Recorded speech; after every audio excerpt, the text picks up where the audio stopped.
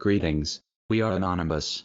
We would like to take this time to introduce ourselves. We are the Hydra. For every head that's severed, we grow two more.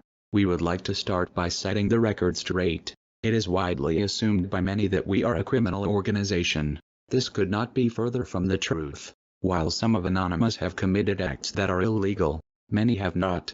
Anonymous has spread to all corners of the earth, all united for one purpose: freedom. The American economy is bankrupt. Our education system falls behind every year. Our government raises our taxes to pay for services we did not request. The rich get richer, the poor get poorer, and the middle class is practically non-existent. Our government has been corrupted, led by politicians who spend our hard-earned money without any say from the people who provide it. Anonymous is not a religious movement. Anonymous is not a club. Anonymous has no members. Anonymous has no leaders. Anonymous is an idea. Before Anonymous, people would speak out, but no one paid any attention. We found bias was not a concern when race, career choices, name, gender, religion, and even the sound of our voice were not a factor. By concealing ourselves, we have put each and every person on the same level. No one is any better than the other. We are doctors, lawyers, programmers, teachers, scientists, single parents, bankers, and soldiers. While the government continues to limit our rights, we choose to exercise our opinions and act on them. Anonymous has done more than many people realize. We were involved in the successful removal of Gaddafi in Egypt, attacking the vicious cult known as the Church of Scientology, Occupy Wall Street, after the November 2015 Paris terrorist attacks. Anonymous launched Operation Paris to fight ISIS, Operation Payback, which launched counterstrikes against corporations restricting file sharing. Operation Avenge Assange was launched against Visa, MasterCard, Amazon, PayPal, Post Finance, and Bank of America. These companies stopped processing donation payments to WikiLeaks after government documents were published, exposing corruption. Yet these corporations continued to process donations for skinheads and the Ku Klux Klan. While the media criticizes our strategies, they have been proven to be most effective.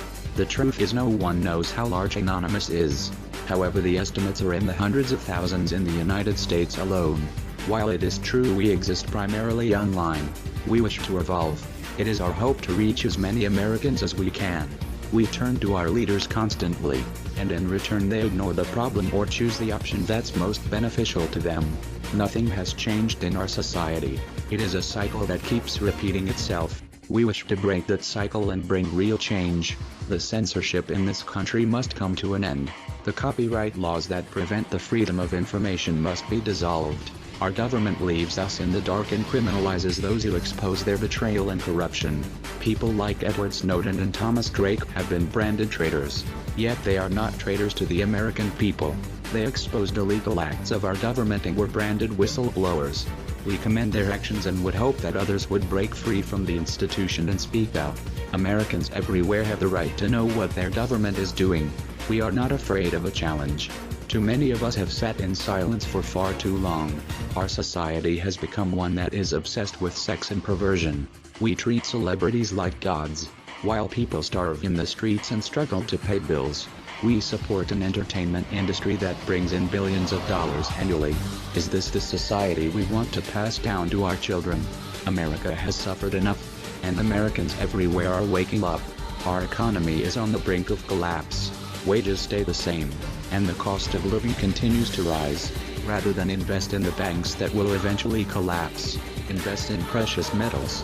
It is imperative that these precious metals are purchased in coin, such as Kruger rands. Many people are unaware of the events that took place in 1933.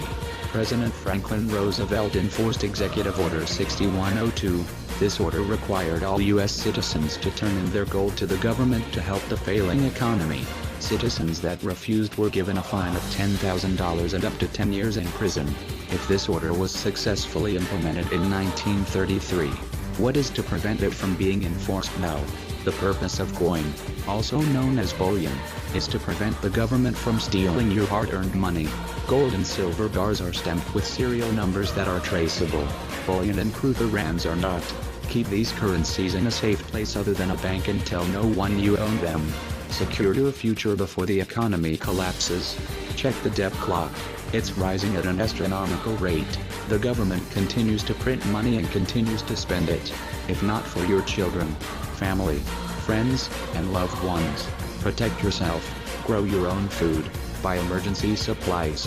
The economy could fail in 2016, 2017, or later. It is better to be prepared than not be prepared at all. Take an active role in educating yourself about Anonymous. We are not criminals. We are not all paranoid. We have been handed facts and choose to accept the said reality. This is not a country we want to pass down to our children and grandchildren. Do not bury your head in the sand and give in to the lies of the media and government. There are no registration fees. You can be tall or short, men or women. You can be anonymous. You are anonymous. We are anonymous. We are legion. We do not forgive. We do not forget. Expect us.